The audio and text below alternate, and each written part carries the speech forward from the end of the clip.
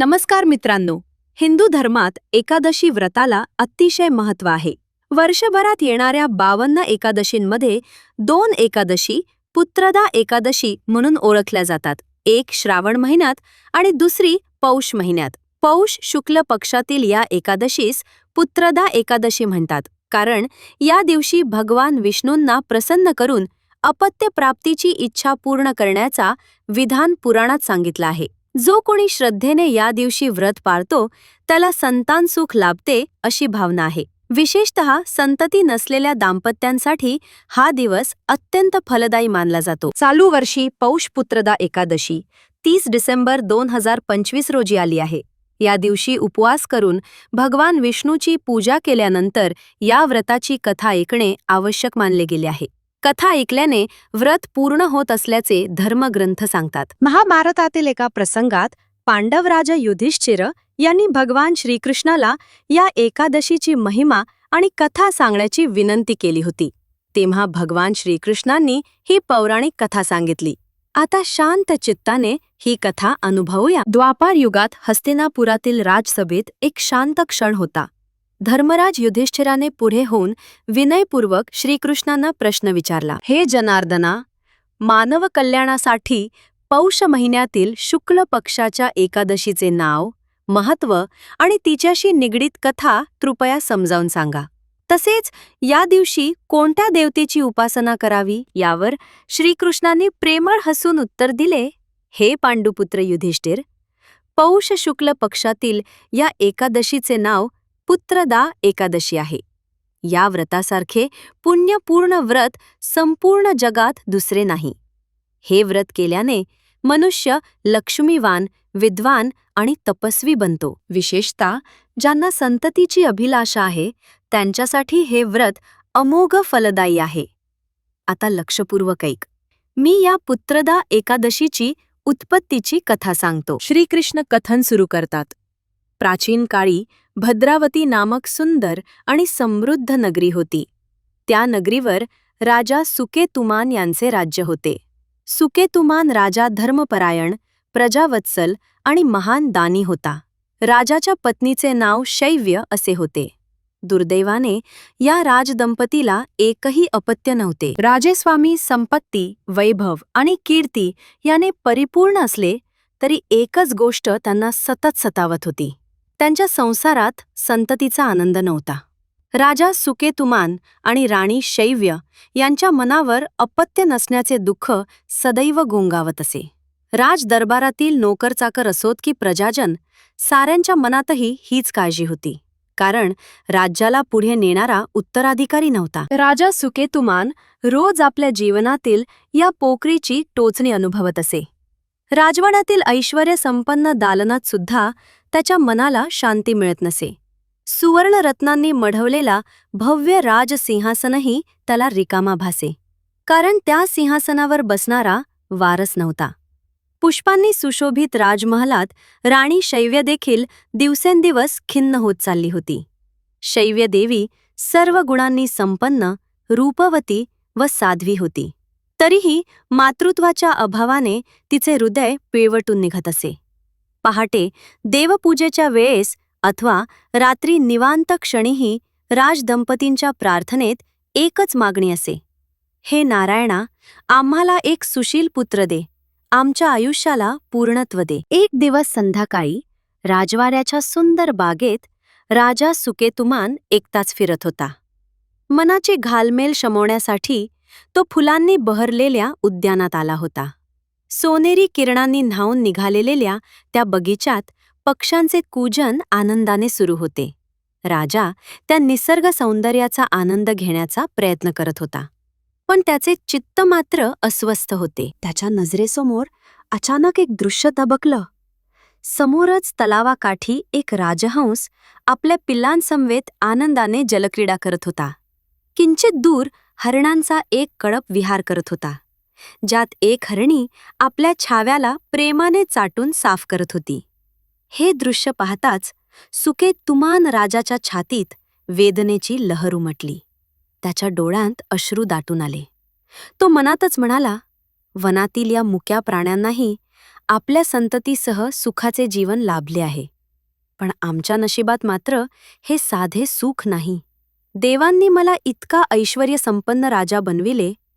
धर्मपालन आणि दानधर्म करूनही मला अपत्य का नाही?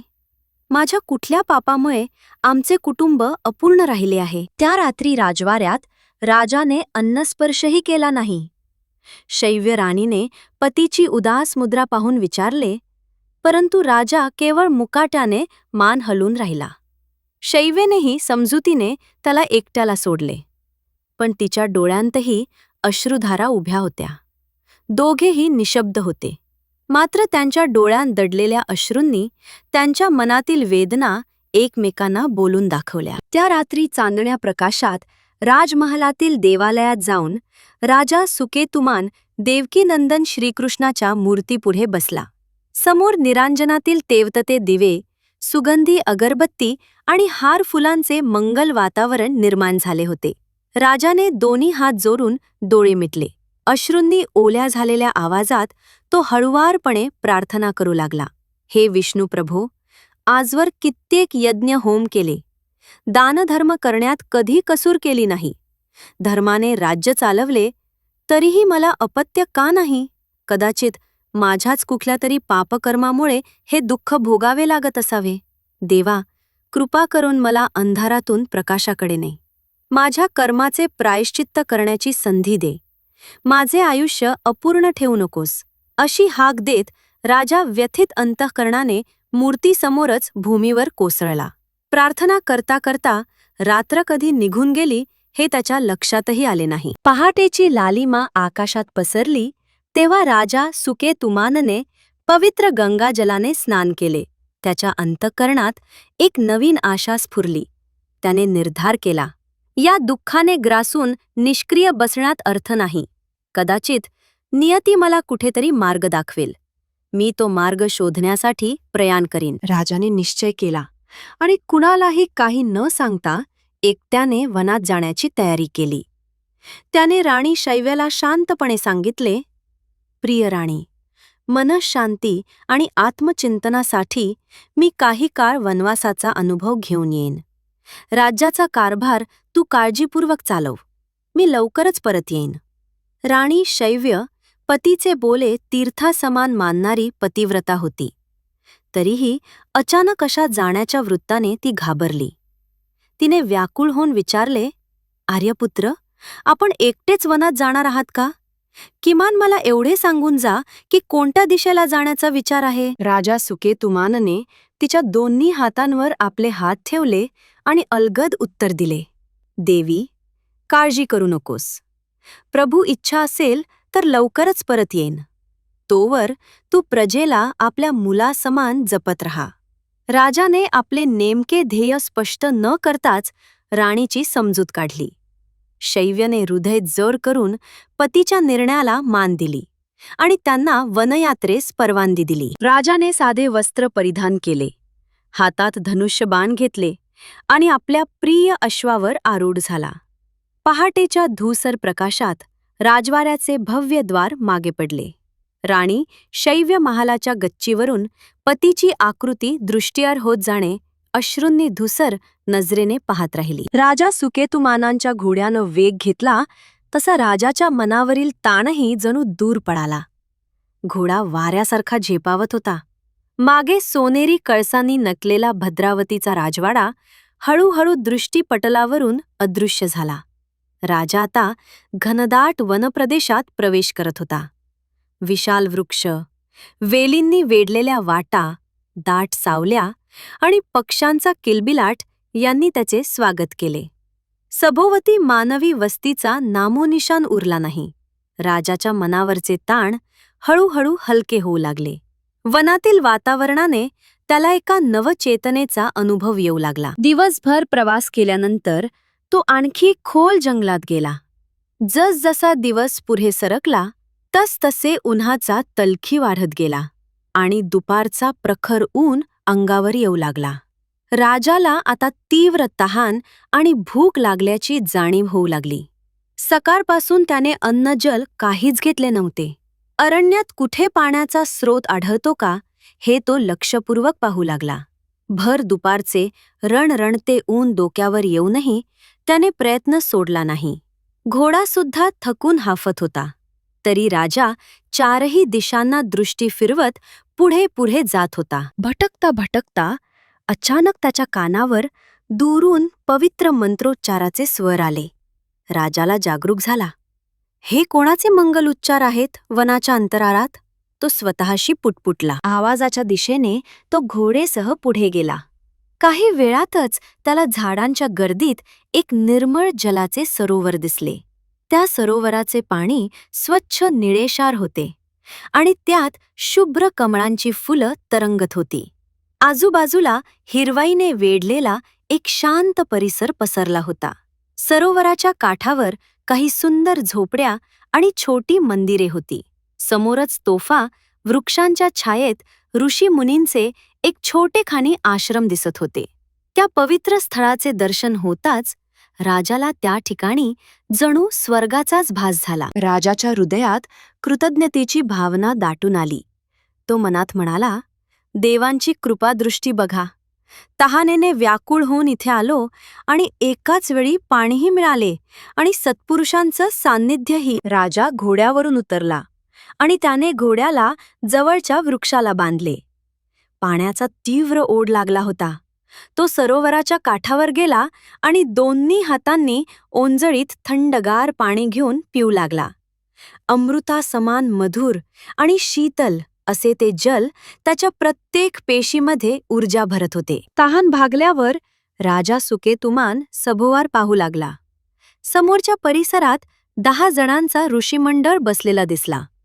हे सर्व मुनिवर तेजस्वी अंगकांतीचे होते आणि दिव्य तपोबलाच्या प्रकाशाने त्यांचे चेहरे उजळलेले होते. काही जण पवित्र कुशासनावर बसून जपध्यानात तल्लीन होते, तर काही वेदमंत्रांचे पठण करत होते. त्यांच्या मुखावर अद्भुत शांती आणि समाधान होते. त्या वातावरणाने राजाचे चित्त निवृत्तीची अनुभूती घेत होते. राजाला लक्षात आले की हे कोणी सामान्य मानव नाहीत, तर देवलोकातून अवतरलेली महान विभूती असाव्यात. राजा सुकेतुमान जवळ जाऊ लागला. त्याने आदराने आपल्या वस्त्राचा काठ कमरेला खोचला आणि दुरूनच दोन्ही हात जोडून मस्तक झुकवत भूतलावर साष्टांग दंडवत घातला. नम्रतेने हात जोडून तो विनयपूर्वक म्हणाला, महर्षींनो, मी वनात भटकणारा एक अतिथी आहे. पाण्याच्या शोधात या पवित्र स्थळी येण्याचे भाग्य लाभले. आपले मंगलदर्शन घडल्याने मी कृतार्थ झालो. राजा आपली ओळख जाणीवपूर्वक लपवू पाहत होता, तरी त्याच्या राजेश्रीबद्दलचा थाटमाट आणि तेजस्वी वलय ऋषीमुनींच्या नजरेतून सुटले नाही. त्यांना उमगले की समोर उभा असलेला हा पुरुष साधा नाही. त्यातच सुकेतुमान राजाच्या कपारावर क्षत्रियांचा तिलक आणि अंगी ऐटबाज ठेवणी स्पष्ट दिसत होती. महर्षींनी प्रसन्न हसत त्याला आशीर्वाद दिला आणि म्हणाले, उठा राजन. राजाच्या तोंडून आश्चर्याने उद्गार निघाले. भगवंत हो, आपण माझे नाव कसे ओळखलंत? एक वृद्ध ऋषी प्रेमळ स्वरात म्हणाले. राजा सुकेतुमान, आम्ही सर्व काही जाणतो. आम्ही स्वयं विश्वदेव आहोत. हे शब्द ऐकून राजा अवाक झाला. स्वर्गातून अवतरलेल्या या 10 जणांच्या तेजोमंडळाकडे तो स्तिमित नजरेने पाहू लागला. त्याला विश्वास बसत नव्हता की प्रत्यक्ष विश्वदेव मला आशीर्वाद देत आहेत. दुसरे ऋषी मंद हसून पुढे म्हणाले, राजन, आम्ही विश्ववासूंमधील 10 पुत्र जय, ऋषभ, पावन, कुर्त, विभू, पिप्पलायन, अहर, द्रविड, चामर आणि करभार हे 10 विश्वदेव येथे उपस्थित आहोत. आम्ही या पवित्र सरोवरावर स्नानासाठी आलो आहोत. राजा सुकेतुमानने अत्यंत आदराने हात जोडून विचारले, मुनिवर, आपण सर्वजण या वनातील सरोवरावर कोणत्या पुण्यकार्यनिमित्त एकत्र जमा झाला आहात? त्यावर तिसरे ऋषीवर म्हणाले, आजचा दिवस अत्यंत पुण्यदायी असा आहे. आम्ही येथे पुत्रदा एकादशीचे व्रत आचरायला आलो आहोत. आजपासून माघ महिन्याचा प्रारंभ होणार आहे आणि आजच्या एकादशीचे उपवास केल्याने संतती प्राप्तीची इच्छा पूर्ण होते अशी श्रीहरी विष्णूंची कृपा आहे. हे ऐकून राजाच्या मनात आश्चर्याची लहर पसरली. त्याने स्वतःलाच प्रश्न केला, जिच्या प्राप्तीसाठी मी राजवाडा आणि सुख सोडून आलो, तेच पुत्रप्राप्तीचे व्रत आज आहे? हे प्रभूची लीला नाही तर आणखीन काय? क्षणभर राजा सुकेतुमान निशब्द झाला. मग धीर एकवटून तो अत्यंत नम्रतेने ऋषीमुनींना म्हणाला, हे परमपूज्य मुनिवर, मी एक व्याकुल हृदय घेऊन आपल्यापाशी आलो आहे. माझ्या आयुष्यातील सर्वात मोठी कमतरता म्हणजे मला अपत्य नाही. आपण ज्या पुत्रदा एकादशीविषयी सांगत आहात त्याचे पुण्य मला प्राप्त व्हावे म्हणून मी काय करू शकतो? कृपया माझे मार्गदर्शन करा. राजाचे वाक्य संपण्याआधीच चौथे एक महात्मा ऋषी पुढे सरसावले आणि प्रेमपूर्वक म्हणाले, राजन, निस्संशय परमेश्वरानेच आज तुला आमच्याकडे पाठवले आहे. पुत्रदा या शब्दाचा अर्थच पुत्र प्रदान करणारी असा आहे. म्हणून आजच्या या पवित्र पुत्रदा एकादशी दिवशी तू संपूर्ण भक्तिभावाने उपवास कर. या व्रताचे नियम काटेकोरपणे पाळ. आम्ही सर्वजण देखील तुझ्यासोबत प्रार्थना करू. प्रभू श्रीकेशवांच्या कृपेने आणि आमच्या आशीर्वादाने तुला निश्चितच योग्य पुत्र प्राप्त होईल. हे ऐकताच राजाच्या डोळ्यात आनंदाश्रू तरळले. तो त्वरेने पुन्हा एकवार सर्व ऋषींच्या पायांवर लोटांगण घालून उभा राहिला आणि कृतज्ञतेनं म्हणाला, महात्म्यांनो, आपण मला अपरंपार कृपा केली. आता मी निश्चितपणे हे व्रत श्रद्धापूर्वक पालन करीन. राजा सुकेतुमानने तत्क्षणी विधीपूर्वक पुत्रदा एकादशीचे व्रत सुरू केले. दिवसभर त्याने अन्न जलाचा त्याग करून उपवास पाळला. ऋषीमुनींसमवेत त्याने भक्तिभावाने भगवान श्रीहरीची पूजा केली. निळ्या कमलांनी सजलेल्या विष्णुमूर्तीसमोर तुळशीदल, गंध, नैवेद्य अर्पण करून राजाने मनोभावे प्रार्थना केली. त्या दिवशी संध्याकाळी आश्रमात भजन कीर्तनही झाले. रात्रीभर राजा सुकेतुमान हा परम आनंदात रात्र जागवत राहिला. उपवासाने शरीर थकले असले तरी त्याचे मन मात्र भक्तिरसात न्हाऊन निघाले होते. तो संत महात्म्यांकडून विष्णू महात्म्याच्या कथा श्रवण करू लागला. त्या दिव्य नामस्मरणात आणि जागरणात त्याचे सर्व दुःखविषाद नाहीसे झाले. त्याने प्रथमच आयुष्यात इतकी आध्यात्मिक शांतता अनुभवली. पुढील दिवशी द्वादशीला सूर्योदय झाल्यावर राजा आणि ऋषीमुनींनी सरोवरात स्नान करून नियमानुसार व्रत पूर्ण केले. राजाने फळाहार ग्रहण करून उपवास सोडला. मग सर्व तपस्वी विश्वदेवांना नमन करत त्यांच्या कृपेने आपल्याला व्रत पूर्ण करता आले याबद्दल त्यांचे आभार मानले. सर्व विश्वदेव ऋषींनी राजाला हसतमुखाने आशीर्वाद दिले. मनोमन भगवान विष्णूचे स्मरण करून आणि हृदय भरून आलेल्या कृतज्ञतेने राजा सुकेतुमान आश्रमातून निरोप घेऊन निघाला. त्याच्या अंतःकरणात एक नवसंजीवनी निर्माण झाली होती. घोड्यावर आरूढ होऊन राजाने राजधानीचा मार्ग धरला. भद्रावती नगरीत परतल्यावर राजा थेट राजमहालात गेला. राणी शैव्यपतीचे आगमन ऐकून आनंदाने सजल डोळ्यांनी त्यांना भेटण्यास धावली. सुकेतुमान राजाच्या चेहऱ्यावर तेजस्वी समाधान पाहून तिला देखील सुखद आश्चर्य वाटले. राजा उत्कंठेने राणीला वनातील अद्भुत घडामोडी सांगू लागला. तो म्हणाला, प्रिये शैव्य, भगवान विष्णूंनी अखेर आपल्यावर कृपा केली आहे. मी वनात गेलो असता महान ऋषीमुनींचे दर्शन मला घडले. त्यांच्या मार्गदर्शनाने मी पुत्रदा एकादशीचे व्रत केले आणि त्यांनी आशीर्वाद दिला की लवकरच आपल्या आयुष्यात बाळाचा प्रवेश होईल. हे ऐकून राणीच्या चेहऱ्यावर अपार आनंद फुलला. तिच्या डोळ्यात आनंदाश्रू तरळले. राजदंपतीने मिळून देवकीनंदन विष्णूचे मनोभावे आभार मानले.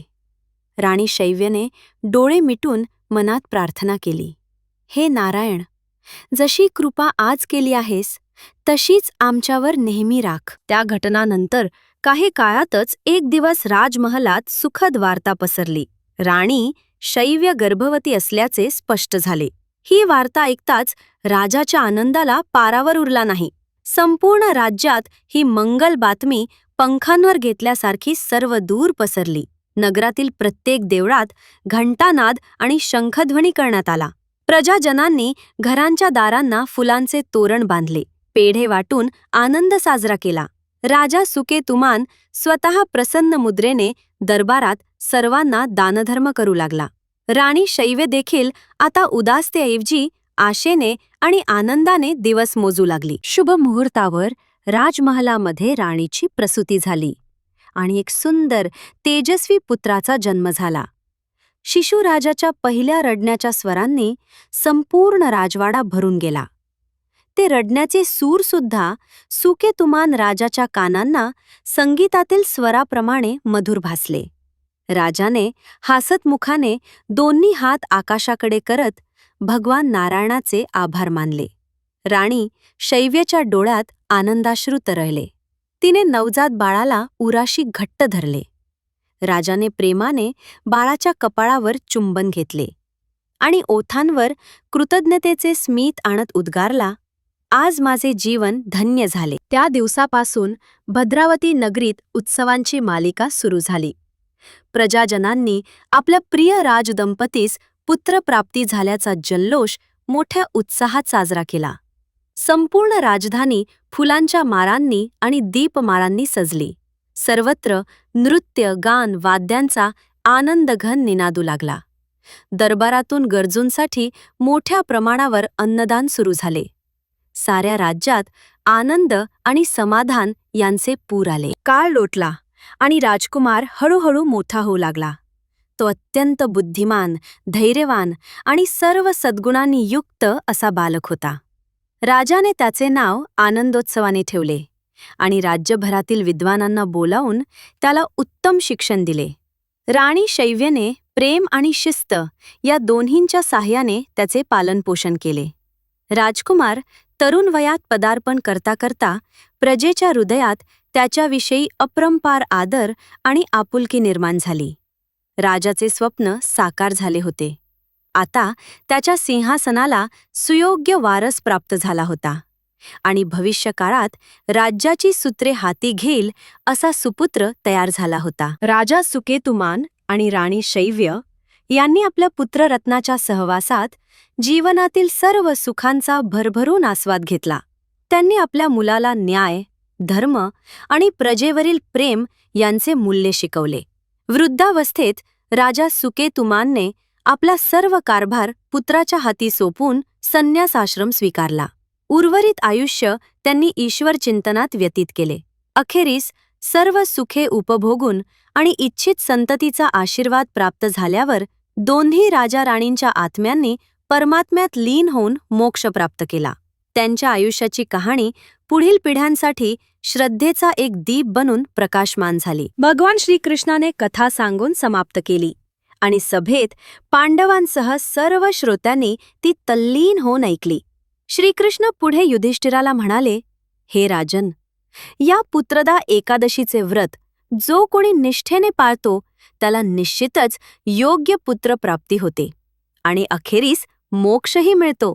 तसेच जो मनुष्य या एकादशीची महिमा श्रवण करतो किंवा वाचतो त्याला अश्वमेध यज्ञइतके पुण्य लाभते. युधिष्ठिराने भगवान श्रीकृष्णांना नम्रतापूर्वक दंडवत करून या दिव्य कथेसाठी आभार मानले.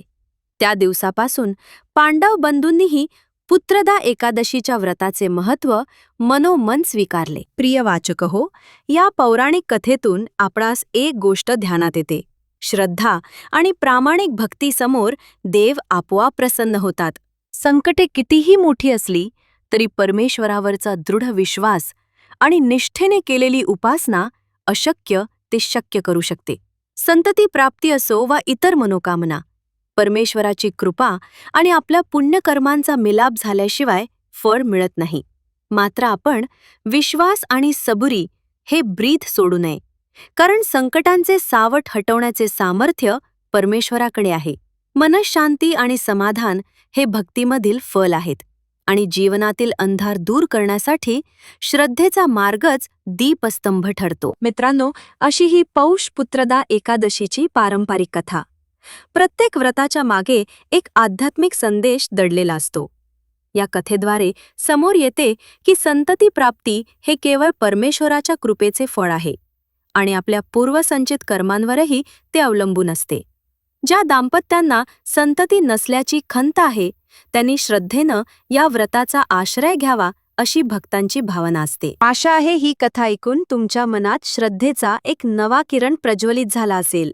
धार्मिक कथांचे श्रवण मनाला समाधान आणि जीवनाला दिशा देते. मित्रांनो, कथा आवडली असेल तर कृपया लाईक, कमेंट आणि शेअर करा आणि आमच्या चॅनलला सबस्क्राईब करायला विसरू नका.